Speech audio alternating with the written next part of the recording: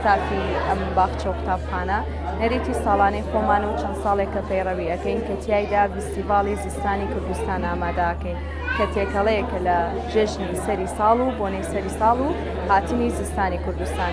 تیایدا لەم فیستیڤاڵەدا کۆمەڵێک بەشمان ئەبێ چایخانەی کوردەواری و کاری دەستی و ئیشی مناڵەکان دیوەخانی کللتوریمان هەیە.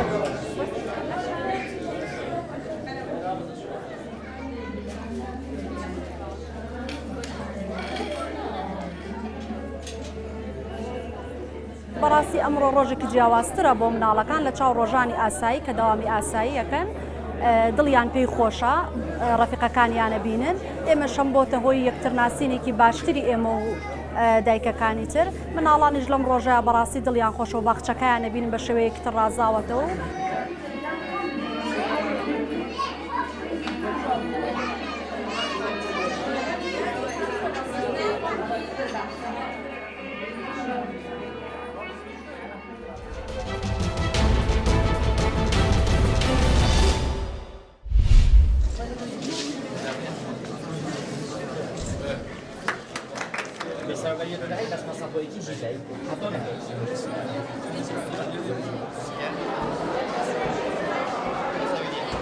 مرا ما برکسلاوان جورا پێشانگە ئەوە قوتابی ساڵی خەری خۆت واسینیت بابەتە جدا دەینێ دۆگۆ قوتابی خۆ پاسینیتون و شوڵی خۆ یە پرێکوپەیەکی هونەری سەراسۆسێکی زانستی دۆنیتن الڤێرێ مە لژناگە هونەری هەیل قوتابخانێ زەحمەتەوەم بری بالاش نشیتون و کیفان به وقت میوان یا جی اکسیولوژیت یا کشکی یا تا شکلیه داکو پشتوانیه که باشتر بختابی داوانو هنریه تایبت داوانو هنریه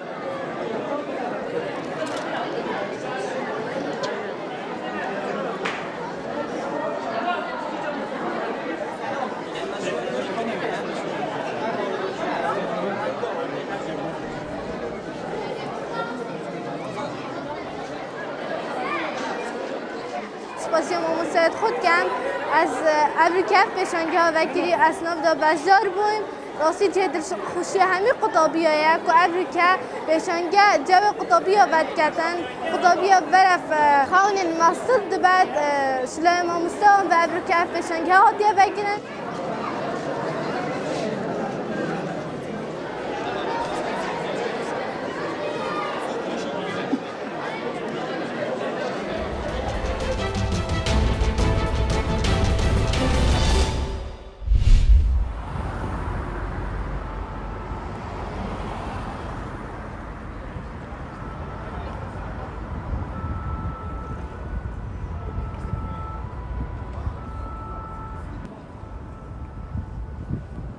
I'm from Brazil. I'm living here in Paris for over 3 years now. And normally during Christmas and New Year's, I go back home. I go back to Brazil with my family. But this year, my mom came here. So I'm enjoying a little bit of the city and the lights.